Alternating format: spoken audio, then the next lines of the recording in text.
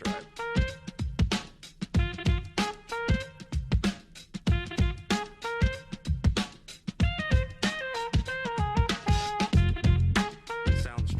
Everybody, so my name is Katie and I am the matron for maternity. I cover both inpatients, outpatients and community. And I've done a lot of work around our improvement journey over the last 18 months. We've talked about our maternity journey in a lot of different places, so I wanted to try and pull out some of the bits that we haven't previously talked about and some of the bits that I think will be. So one of the things that I thought was really interesting when we started our improvement journey was around the Dudley Way. So lots of what we do because we've always done it. We don't know why we do it, and we haven't got any kind of background research or evidence as to why we do it. Just do it because we've always done it. And actually, when you start to break down these tasks that we do, actually, nurses, midwives, support workers, medics spend a huge amount of time doing things just because they don't add any benefit to the patient's safety, to the patient experience, or to the care that we give to our women and families. So this was one of the examples that we chose for our Dudley Way. So this is routine observations. So the women that are admitted to the maternity department, on the whole, are generally fit and well. They haven't come in because they're poorly, they've come in because they're coming to have a baby. But because they're an inpatient in the hospital, and policy says so, we used to do 4-hourly observations on all women. So these are women who may never have had raised blood pressure in their whole entire life.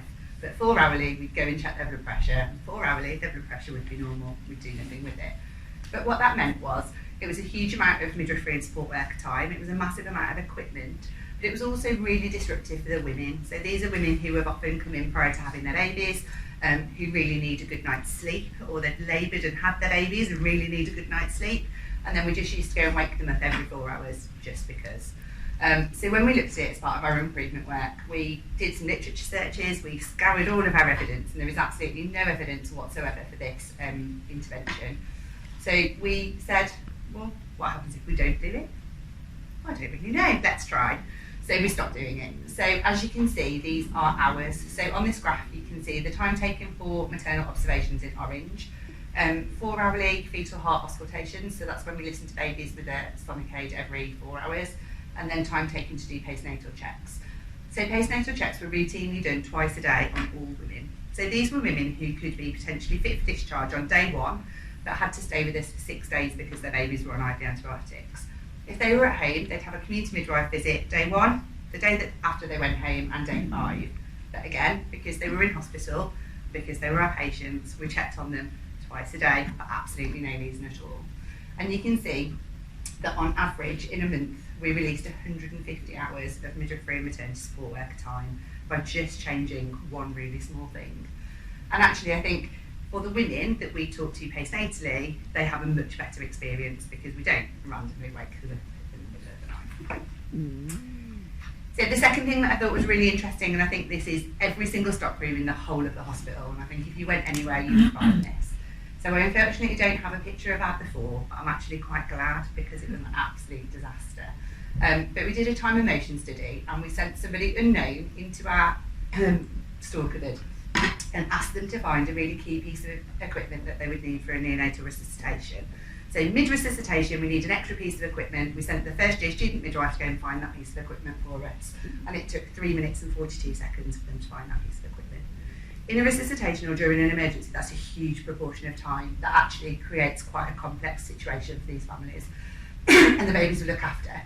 So we did some successful reconfiguration of our equipment, and it took them 26 seconds. So we used a different student midwife, so we didn't cheat at all. We used somebody completely different. And what we have done is all of our shelves are colour-coded, they're alphabetical and they're numbered. So you go to the colour-coded list, which is in the middle, you find your alphabetical piece of equipment that you require, and it tells you that it's in the red block, shelf C, piece A, and you can go straight to that piece of equipment. So a huge amount of time saved, a huge amount of frustration reduced for the staff when they're looking for equipment, but ultimately just much improved safety because we were able to find that equipment really quickly. And I think that's one of the things that we found has had a massive benefit. The other thing that we found is we held a huge amount of stock that we didn't need. So a huge amount of stock within our stock room that we never ever used, so that actually we'd say, when did we last use an X? And I was like, well, I've never used one, but we've got the 4 boxes of them. So actually we were able to go through our stock room and make it really, really sort of slick, and what's in there now is what we use on a really regular basis. There isn't anything in there that we don't use. I work with pharmacy, so we, at the VSA last year, I had the great pleasure of working with one of our pharmacists really closely. And maternity is one of those funny little places at the end of the hospital that everyone kind of forgets exists, because we don't really fit with the rest of the hospital. So we haven't really had any pharmacy input in maternity, and that's because on the whole our women aren't on any complex medications, they're on really simple pain relief, they don't have any huge amounts of input from a pharmacy team. But actually there were some really great savings that we could use and some really great initiatives that we found with working with our pharmacist. So Oromorph, as you will all know, is not a controlled drug, but here at Russell School we treat it as one. So it is stocked in the controlled drug cupboard. It's a 2-person check, and it's ordered and dispensed off from the controlled drug requisition book. So one of the things that we are aware of is we have a postnatal ward, and we have around about 18 postnatal women at any one time, and about 30 to 40% of those are post-cesarean section. The main form of pain relief that they have is Oromorph, and we do 4 to 6 hourly drug rounds on the maternity ward. So we know that if a woman in bed 5 asks for Oromorph, by the time we've got to bed 19 and we've finished our drugs rounds, that woman's waited probably about an hour for her pain relief. The other alternative is that the midwife locks the trolley, puts it away, finds a second midwife, goes to check some Oromorph, takes it to the lady in room 5, but then the lady in room 6, 7, 8 and 9 wait for their pain relief. So essentially what we needed to try and identify was, we needed one midwife to do the drugs round, and then we needed 2 other midwives to give Oromorph. And actually we only staff our ward to 4 midwives, so it was just impossible. So we either had delays for the women, or we had really frustrated staff. So we talked about, well actually, if Oromorph isn't technically a controlled drug, why do we treat it as such? And again, no one could really give us an answer. And there were some trials in other units within the hospital where they had gone to a single person check. So we trialled it. It's a little bit difficult to begin with, and it took a bit of getting used to, but Oromorph is now in our drugs trolley. It's a single patient, it's a single midwife check, and it's given on the drugs round. So any of our nurses and midwives who are doing the drugs round can give Oromorph at that point. So we've saved a huge amount of time for the women. We were getting probably 3 to 4 complaints a month from women who'd waited for pain relief post-cesarean section, and touch wood, since then we haven't had any at all. So we've had a really great introduction. The next step of this is to introduce self-dispensary for the women. So the women will actually have all of their own medication in a locked bedside cupboard, and they'll be able to self-administer their medication. So we won't have to wait for any midwives, and it won't take any midwifery time, and there'll be no delay for the patients. The second part of it is the TTOs that we give to our women. So a number of our women, due to their VTE, go home on INHIXA. So anybody who has had a caesarean section or has a raised BMI, has had more than 3 babies, will score enough of a VTE score to require INHIXA at discharge. We're currently stocked INHIXA 40 on the unit, and that was given from our stock TTO cupboard, but anything other than that, so if they required a 20 or a 60, that was sent down to pharmacy. Actually looking at the changing demographic of our women, we know that a number of our women have now got raised BMIs, and actually because it's weight-based, more and more women were requiring 60 milligrams rather than 40 milligrams. So what we chose to do was rearrange our stock cupboard, made some space, and we now stock 60 milligrams and 40 milligrams. When we first tried to do it, there was a lot of resistance around, if you stock 2 different doses, you'll just send people home with the wrong one, and actually it's a real danger. So we had to think really carefully about how we did that. So it's separated in the cupboard, it's coloured differently, and it is a 2-person check. Because we now have a pharmacist and a medicines management technician, they do a lot of that safety for us as well, so that really helps. And as yet, we haven't sent anyone home with the wrong dose. But actually, we worked out that it was an average of 40 hours per week saving. So that was working on the fact that somebody would need to write the prescription, send it down to pharmacy electronically. It would then be dispensed from pharmacy, a porter would collect it and then bring it back to the ward. And the women would often wait 4 to 6 hours for their TTAs to go home. We would generally say women could go home without them. Actually, these women are post-cesarean section, they can't drive, they've got a new baby, they don't want to go home and come back to their medication, they want to wait for it. So that caused us really long delays within our discharge processes because these women were waiting for their medication before they went home. But also it saves pharmacy hours and lots of lots of other people's time as well. So that moves us quite nicely to our capacity and escalation. So the main focus of our improvement work for maternity inpatients and outpatients was around the capacity, and actually how we move women through our service at a rate that is timely, that they get good care, but that they haven't got long delays. One of our real focuses on this was our postnatal ward, and I think for me, partway through our first improvement event, the penny dropped, and I realised that if you fix the end, the start gets easier. And actually what we realised was the reason why we had such delays with our inductions and our elective sections was because our postnatal ward was broken. And actually if we could fix our discharge processes, women would go home sooner, we'd get beds sooner, we'd have midwives available, and actually therefore our elective caesarean sections and our induction of labour wouldn't be delayed. We looked at our capacity and escalation in around going to a level 4. So for maternity services, we go to a level 3 where we can transfer out to regional units, or we go to a level 4 where we don't get any mutual aid from regional units. And although we do have that option to transfer our women out, it gives really poor patient experience. Women who have chosen to have their babies here don't want to go to another hospital, their families are local, their support networks are local, and actually it causes real upset for both the women and our staff around having an escalation. So we looked at fixing our delays and making that better, but also thinking about our patient experience and women not leaving the hospital without their medication. Prior to our improvement work, we had cupboards and cupboards and cupboards of left TTAs because women would go home without them and they would just never come back for them. So one, that's a safety risk. These women are at high risk of having a VTE, and actually we know that if they don't have their thromboprophylaxis, that's a risk. But also it's a real financial risk as well, because actually we had cupboards of medication that would just go in the bin because when they were returned to pharmacy they couldn't be reused. So this is our escalation chart. So we looked at our escalation level 4 and we have tracked it on hours per month over 2 financial years now. And actually we have managed to reduce the total hours per month from 117 down to 5. And in the last 8 months, we've had 6 months with no escalation level 4 at all. So huge amounts of work. We joke about the fact that at some point someone's going to tell us the birth rate's dropped from 4,000 to 3,000 and that's why it suddenly got better. But touch wood, it hasn't. And actually we're still delivering the exact same number of babies. Our length of stay is just much shorter and our processes are just much more efficient.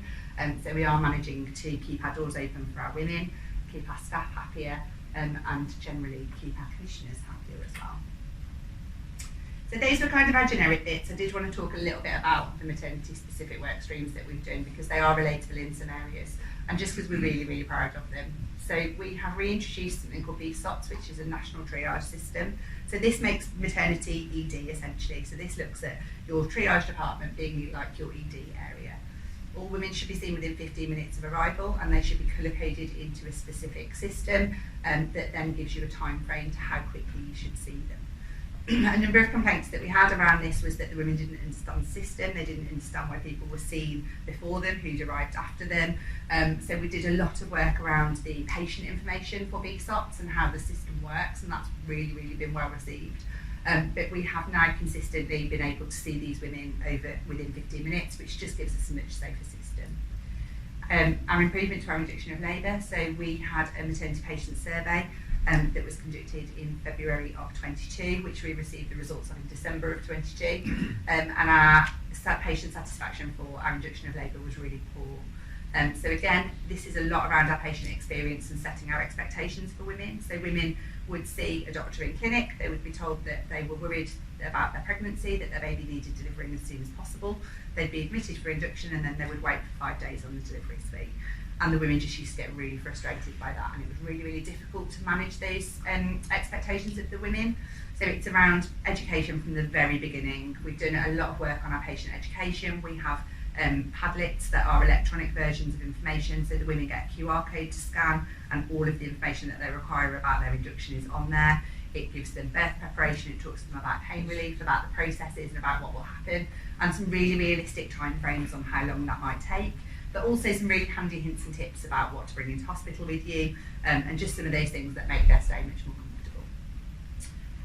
Our elective caesarean section pathway, so we do 5 elective caesarean section lists per week, and they run Monday to Friday during the morning.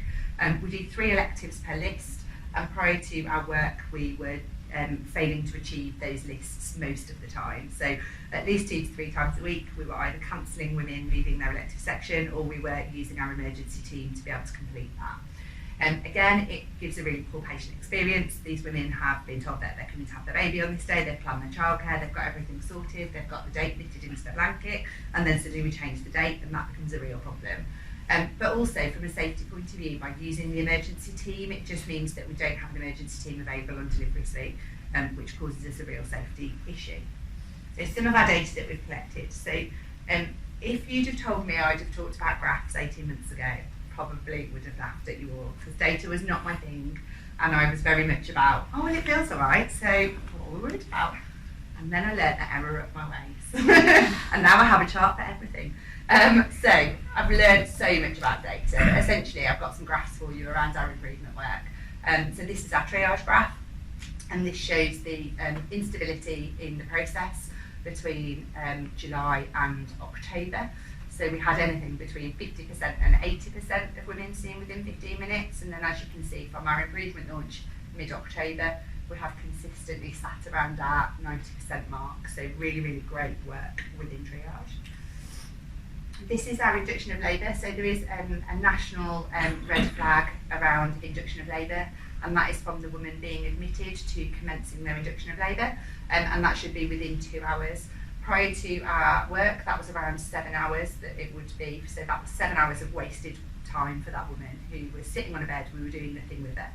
So we looked at what time do we bring them in, what's the process when they do arrive, and what should we do with them. And as you can see, again, that's a much more stable process now, and that is approximately an hour and 48 minutes within the last month. So we've got that right down, and we're now no longer having to report our red flags on that. And then this is our knife to skin. So this looks at knife to skin of first patient. The little cluster of blue dots that you can see in the middle was over the bank holiday period around Christmas, and we feel that that was some kind of special cause because of the rest of the work that was happening within the unit. However, you can still see that it's really improved, but you can see from the graph that we've started to slip a little bit. So one of the things that we have done that I want to talk about is our quality management system. So using the data and to continue tracking it. So we know that we've got really great results, and at our 120-day point we were doing brilliantly, and it was all going really well. And I think it's just really important to highlight to continue looking at it, because actually we kind of stopped looking at it for about a month, and then when we looked at it again we said this has slipped by about 15-20 minutes. And at the time that didn't feel like a huge amount, but it's continued to do so. So now what we do is we do a monthly meeting called our quality management system, and we look at all of our data. So the deputy matrons have all got an area of focus, and they report into me each month, and they bring all of their data to that meeting. We invite members of staff from the area, so for example one of our elective section midwives or one of our triage midwives, and say what is it around this, what is it that's happened that's caused this change, and what can we do to realign what we were doing, because it's really, really important that we don't just improve it in the short term, but actually this is a sustained improvement that continues. So it's been really interesting to look at that data month on month and think about how we can continue to improve. This is just a little bit about kind of me personally really and the things that I've learned. So I have had the pleasure of doing all of my improvement training now. So I've done bronze, catter and gold, and I've also done plot the dots 1 and 2. And these are my boards, that just kind of how incredibly much we've learned, and how for me as a lead it's given me the ability to be able to tackle a problem in a way that I didn't know that I could, but also to be able to use that data to be able to back it up, to be able to write it in a report, to put it in my business cases, and actually it's given me that real focus on how do I do it. I think previously I'd kind of gone, I know this is probably the answer, but I don't know how I've got there, and I can't really prove it's a good idea. Whereas now this just gives me the ability to be able to prove those things. So just kind of a real learning curve for me around all of that improvement journey and all of that work that we can do. And actually from the point of view of my CATA, I looked at how we could reduce the number of manual audits that we perform. So at the beginning of our improvement work, we were collecting all of our data manually. Had an amazing midwife called Jess that worked with me full time for 6 months that did nothing but data collection. But that's not sustainable, and Jess very kindly went and had a baby and left me. And actually we needed to think of how we could continue that. So for me it was around what information can I pull from the system, working with informatics. We're really lucky that we are completely electronic within maternity, so all of my reports that I can pull straight from Sunrise and Oasis, and we've actually managed to reduce the amount of time by around about 70%, which is fantastic. So I'm only doing about 5 out of my 22 audits manually now, and we've got plans to get all of those into an electronic version as well. When we started talking about this about 6 months ago, I said it was completely impossible and there was absolutely no way I'd be able to do it. So I think Kata, for me, just breaking it down into those really small chunks of, okay, what's next, just gave me that ability to be able to do it. So kind of our tools for sustainment really, and just how we've grown as a leadership team and thinking about having a shared vision, we still continue with our weekly huddles, so we've been huddling now for about 16 months and we've still continued those weekly. We're still getting tickets on the board every week, which is fantastic. We've had some really great suggestions from staff, looking at all of our kind of data and our metrics. We've had really great improvements in our annual staff survey, and we've continued to do our monthly staff survey, and we've put as many of our senior team through improvement training as possible, because I think that for us it's just a new way of working, and I think that it's really important that that's well embedded within the senior team. But we've had the pleasure, because we've had 2 improvement weeks, we've had around about 30 to 40 of our staff go through what would be bronze training, and again it's just given them slightly different ways of working and thinking about how they work differently. And then we were just going to do a little bit about what's next. So we have now got projects in all of our areas. So the deputy matrons have all got QI projects, and I've got a QI project, and we've just continued to kind of grow with our culture of continuous learning to ensure that it's well embedded into our processes. And it's been really phenomenal to see the change that it's made to both the staff, the women and the families, and it's just been a really lovely experience for the last 18 months. Thank you very much.